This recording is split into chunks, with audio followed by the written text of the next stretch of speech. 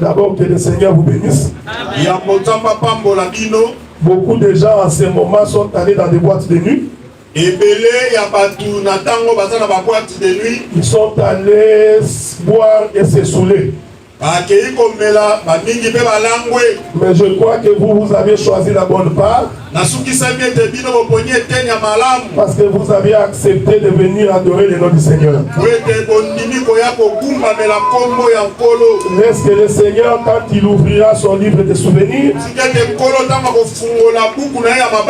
qu'il se souvienne de vous. Que le Seigneur vous accorde ce que vous voulez. Parce que vous avez sacrifié de votre temps pour venir l'adorer. Il y en a des gens qui sont venus d'Ottawa et de Gatineau. Vous avez conduit pendant plus de 2 heures. Je prie que le Seigneur également se souvienne de vous. Laisse que vous puissiez avoir la suprématie sur vos ennemis. Et que vos ennemis s'inclinent au-devant de vous. Nous allons parler pendant 30 minutes. Si j'arrive à ma 30e minute, que quelqu'un me fasse signe pour que j'arrête. Nous n'allons pas déborder. Que Dieu vous bénisse. Parce qu'après, on doit encore chanter et puis nous voulons manger avant 2 heures du matin.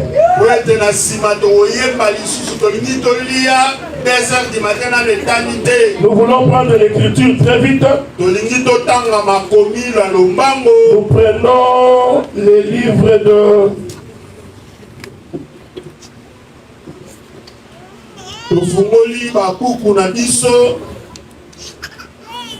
Dans le livre de Luc. Nous prendrons très vite quelques versets, mais nous allons continuer.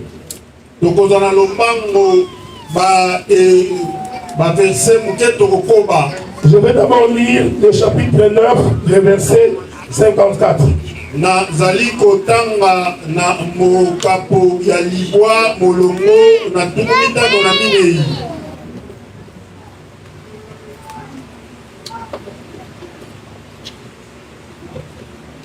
Non, ce n'est pas le verset que je voulais.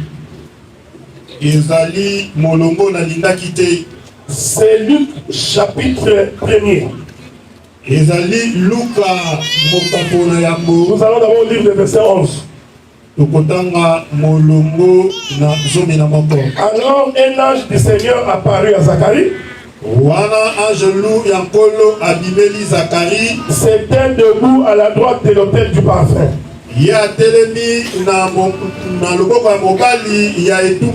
Verset 13. Mais l'ange lui dit: ne crains point, Zacharie, car ta prière a été exaucée. Ta femme Élisabeth t'enfantera un fils. Tu lui donneras le nom de Jean. Que la paix de Dieu soit avec vous. Parce que notre thème de ce matin, non, Jean est son nom. Je continue ma lecture. Écoutez ce que la Bible dit. Verset 21. Cependant le peuple attendait Zacharie, s'étonnant de ce qu'il restait si longtemps dans les temples. Il entra dans la maison de Zacharie. Non, verset 40, je saute.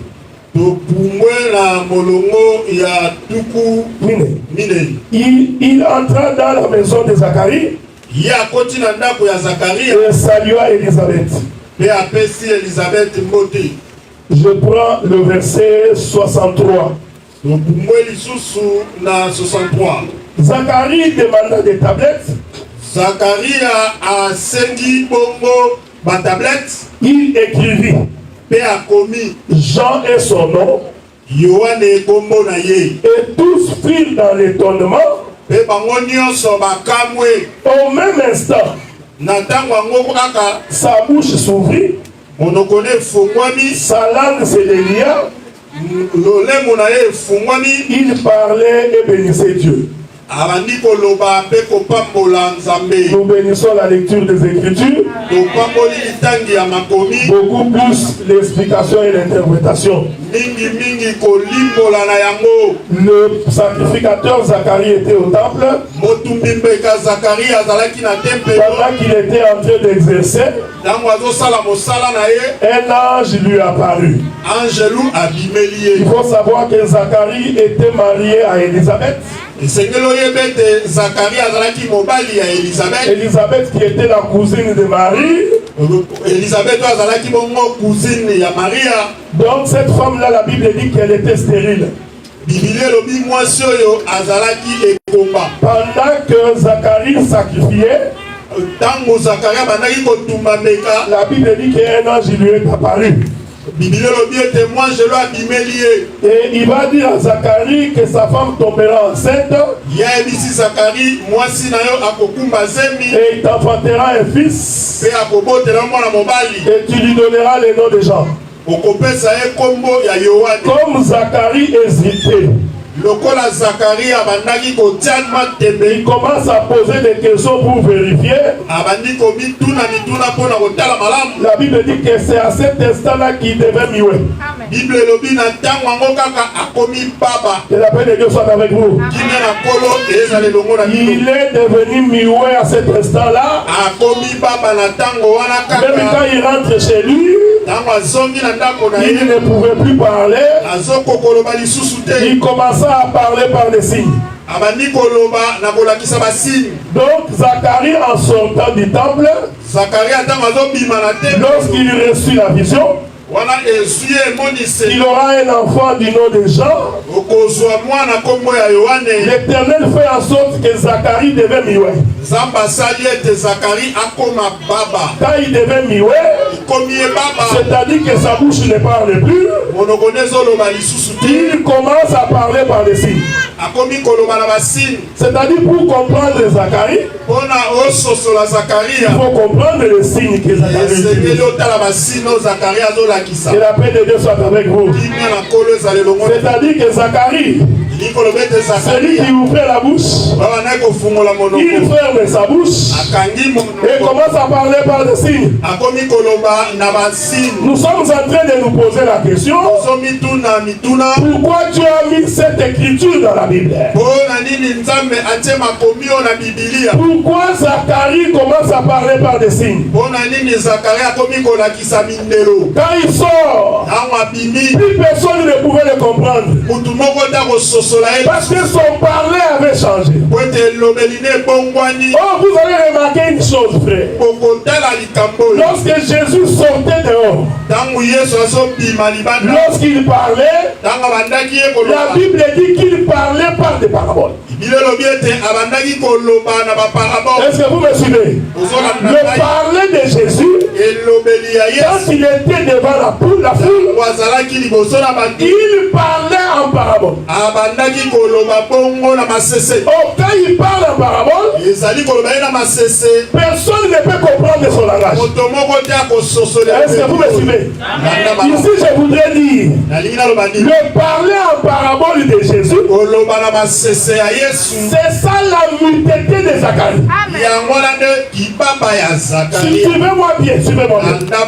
C'est-à-dire que quand Jésus parle en parabole, cela veut dire qu'il ne donne pas l'explication vraie de l'écriture. C'est-à-dire qu'il empêche les gens de comprendre. Alors Matthieu chapitre 13 verset 10, les disciples posèrent la question à Jésus: pourquoi leur parles-tu en parabole? Jésus répond: je leur parle en parabole pour qu'en écoutant qu'ils ne comprennent rien, en regardant qu'ils ne voient rien. Parce que s'ils comprennent, ils vont se convertir. Est-ce que vous me suivez? C'est-à-dire que Dieu lui-même, il ne voulait pas que les gens se convertissent. Voilà pourquoi il parle en parabole. Parce qu'il faut qu'Élisabeth tombe enceinte. Et que l'enfant qu'Élisabeth portera soit nommé au nom des gens. Il faut faire très très attention ici. Parce que nous parlons justement de Jean-Baptiste. Oh, qu'est-ce que signifie le nom Jean? Le nom Jean veut dire c'est lui qu'on a envoyé. Est-ce que vous me suivez? Le nom Jean, cela veut dire c'est lui un envoyé. Donc quand Zacharie devient mioué, l'envoyé est encore dans le ventre d'Élisabeth. Écoutez-moi bien. Tant que le fils est encore dans le ventre d'Élisabeth, c'est-à-dire que le parler de Zacharie, personne ne peut comprendre cela. Est-ce que vous me suivez? Donc quand Zacharie rentre à la maison, il devient quelqu'un qui parle avec des signes. Quand il parle dans les signes, personne ne comprend son langage. Écoutez. Zacharie était avec l'ange. Il n'y a que l'ange qui avait dit à Zacharie, l'enfant s'appellera Jean. Elisabeth n'était pas là. Est-ce que vous lisez le texte? Elisabeth n'était pas là.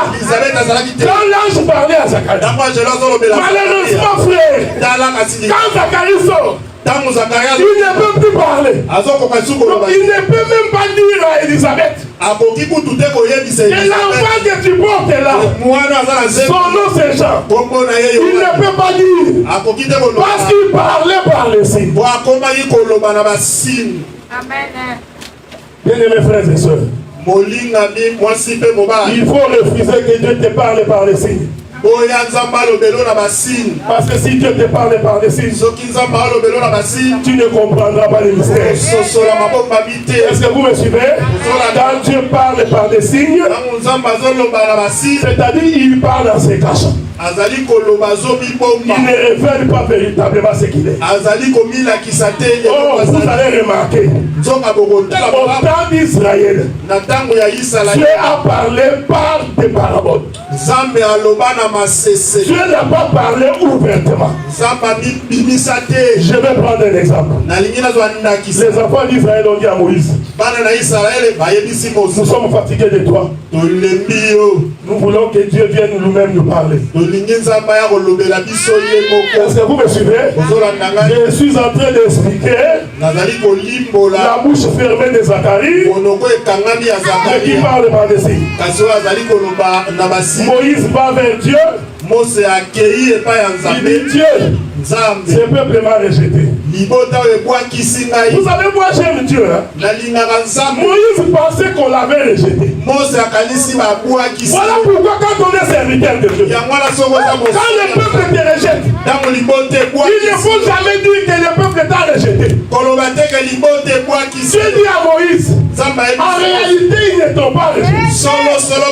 C'est moi qu'ils ont rejeté. Est-ce que vous me suivez? C'est pourquoi on ne se plaint pas quand le peuple rejette quelqu'un. Parce que si c'est Dieu qui l'avait envoyé, il va confirmer que tu es de lui. Mais écoutez frère, parce que la Bible est un mariage.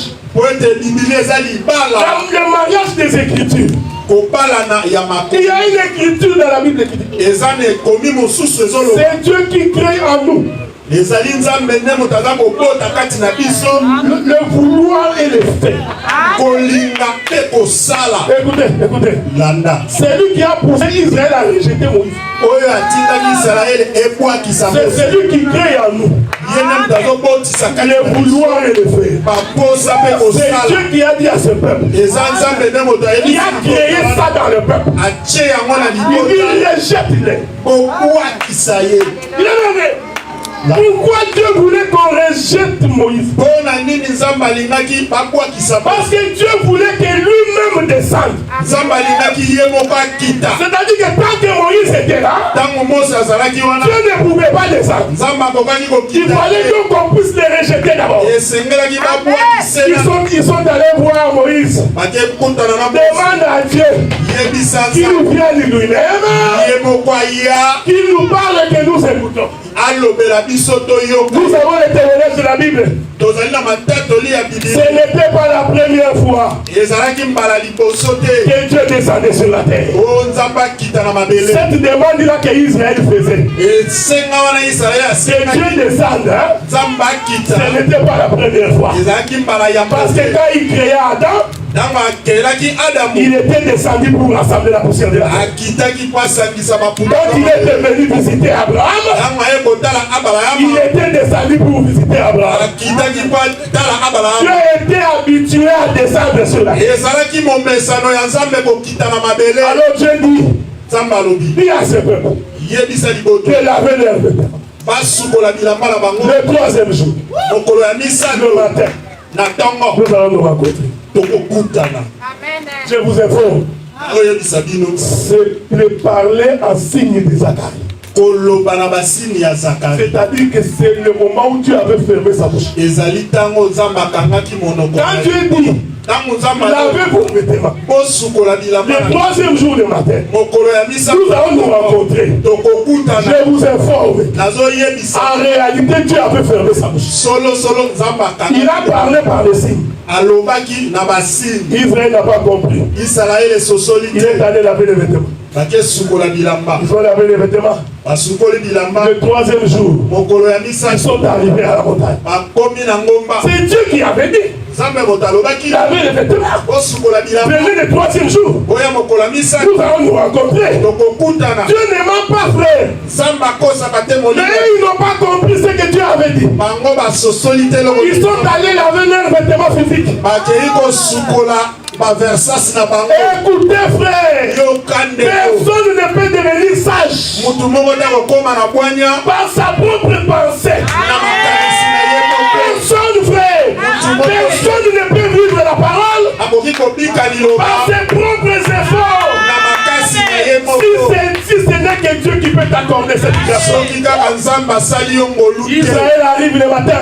Écoutez maintenant ce que la Bible dit. Dieu voulait descendre. Mais comme Dieu avant de descendre, il envoie d'abord l'escorte pour aller venir. J'aime ces choses. Parce qu'avant que Jésus vienne, il a d'abord envoyé les prophètes. Est-ce que vous remarquez? Tous les prophètes ont parlé de moi. C'est-à-dire les prophètes ont précédé Jésus. C'est toujours l'habitude de Dieu. Il ne se déplace pas avant d'envoyer. Alors comme Dieu voulait venir, il va envoyer les prophètes. La Bible dit, ce jour-là le matin, la terre trembla. Est-ce que vous me suivez? La terre trembla. Une fois que la terre a tremblé, le ciel va dégager l'éclair. Lola etindi mikali.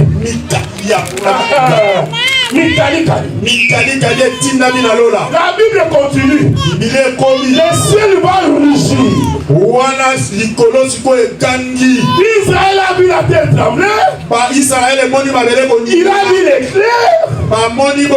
Il a entendu le ciel rougir. Israël dit, non.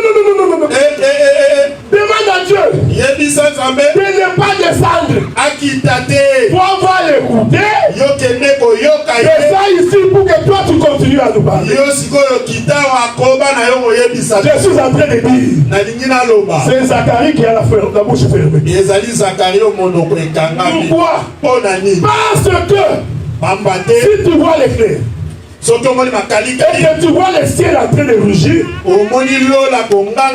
tout celui qui observe le ciel, il sait qu'il va pleuvoir. Si Israël avait compris que pour que Dieu nous visite, il faut que nous attendions que la pluie tombe. Parce que c'est la pluie. C'est ça Dieu Qui vient visiter son peuple. Oh! Esaïe nous dit, la pluie qui descend du ciel est semblable à sa parole. Qui donne la vie à la terre. Pour qu'un homme change. Pour qu'un homme soit transformé. Il n'y a pas de chemin. Il suffit seulement que la pluie descende sur toi. On ne va pas défoncer. Mais comme Israël n'avait pas compris, il avait les vêtements pendant 3 jours. C'était annoncé la mort et la résurrection de Jésus. C'est-à-dire si Christ n'était pas mort et ressuscité, personne ne peut les rencontrer. Est-ce que vous me suivez? C'est Zacharie qui sort, qui parle par les signes. Et Elisabeth est enceinte. Après 9 mois, Elisabeth accouche.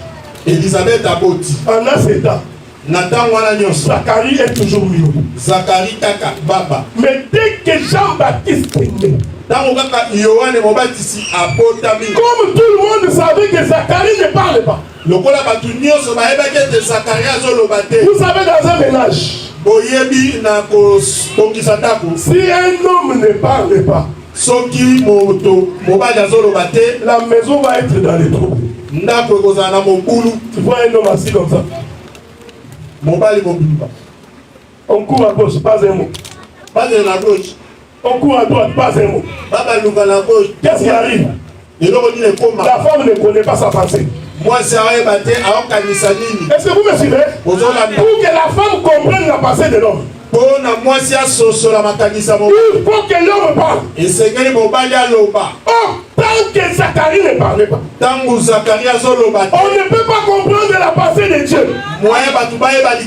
Parce qu'il s'est dit. Mais quand l'enfant naît, comme tout le monde savait que lui ne parlait pas, ils sont allés voir maman. Que la paix de Dieu soit avec vous. Ils sont allés voir maman. Écoutez frère, même quand Zacharie ne parlait pas, Elisabeth connaissait le nom de l'enfant. Est-ce que vous me suivez? Tout le monde ne connaissait pas. C'est lui qui a eu la révélation du nom. Il n'y avait qu'Elisabeth. On pose la question à Elisabeth. Comment il va s'appeler cet enfant? Elisabeth dit, il va s'appeler Jean. Tout le monde dit non. Dans ta famille, il n'y a personne qui s'appelle Jean. Tout devient ce nom ici qu'on appelle Jean. Ils ont dit non. Pour avoir la confirmation, rentrons chez le Père. Est-ce que vous me suivez? Rentrons chez celui qui ne parle pas. Mais quand on rentre chez le Père, celui qui ne parle pas, dès qu'il a su que l'enfant est né, il demande les tables. Je suis en train de vous éviter beaucoup de choses ici. Donc il a demandé les tablettes. Est-ce que vous me suivez? Quand je suis en train de circuler dans la Bible, j'ai vu quelqu'un pour écrire sa parole. Il a appelé les tables de pierre. Quand Dieu voulait parler à Israël, il appelle les tables de pierre. Dieu prend son doigt. Il écrivit dessus. C'est ce que Zacharie va faire. On lui pose la question. Quel est le nom de l'enfant? Il dit attendez.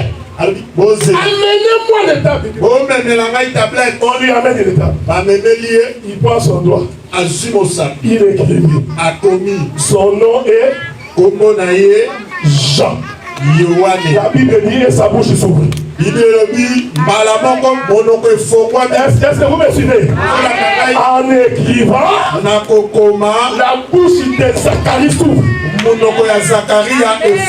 C'est-à-dire qu'avant que le fils naisse, le père ne parlait pas. Sa bouche était fermée. Mais lorsque le fils est né, Dieu ne peut pas fermer sa bouche.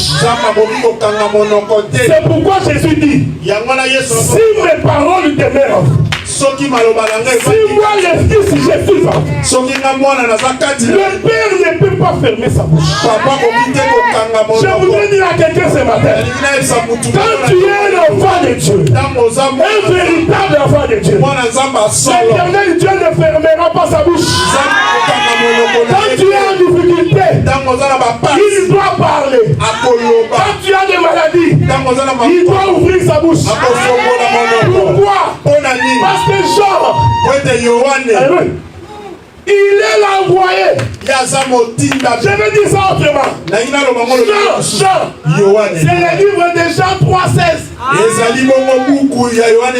Quand Dieu a tant aimé le monde, il a envoyé. Cet envoyé-là, en réalité, c'est Jean-Baptiste. Quand Jean-Baptiste est né, la bouche du Père doit s'ouvrir. Quand Jean-Baptiste est né, c'est lui qui a fermé la bouche doit te bénir. Quand Jean-Baptiste est né, c'est lui qui te trouve en maladie doit te guérir. Parce que la grossesse est arrivée à son terme. Et l'enfant est né. Une fois que l'enfant est né, le père doit parler. David dit, pour l'amour de Sion, je ne peux pas me taire. Pour l'amour de Sion, ma bouche restera ouverte. Pour l'amour de Sion, que Dieu ne t'abandonne pas. Pour l'amour de Sion, que Dieu te soutienne. Je vais finir par là. Il me reste 4 minutes. Merci pour le rappel. Mais c'est moi qui avais dit que je vais arrêter d'entendre. Parce qu'il faut préciser que c'est moi le prédicateur. Et je peux ajouter les taxes. Mais je ne veux pas ajouter les taxes.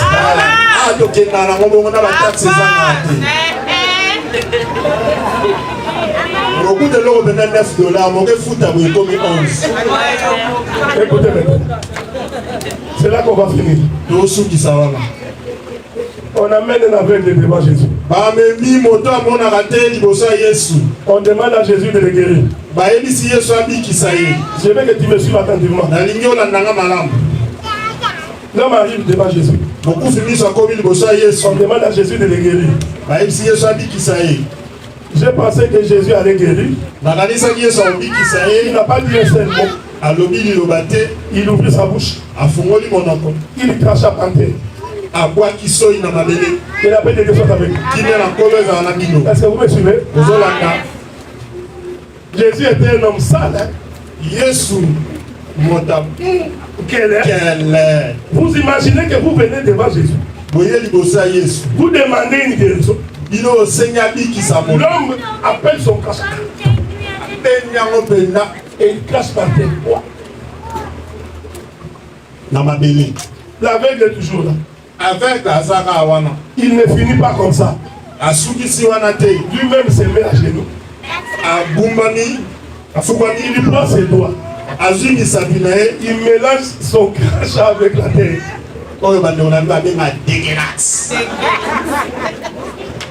Que Dieu vous bénisse. Si tu poses la question à un musulman, il va te dire ça ce n'est pas un Dieu. Un Dieu qui met son crachat par terre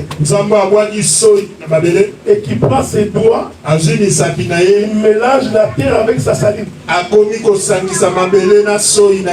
Je rentre au commencement. Dieu pour créer l'homme, il appelle la poussière au rassemblement. Mais vous savez frère, la poussière ne peut pas prendre une forme S'il n'est pas mélangé par l'eau. Est-ce que vous me suivez? Il fallait donc que Dieu crache sur la terre.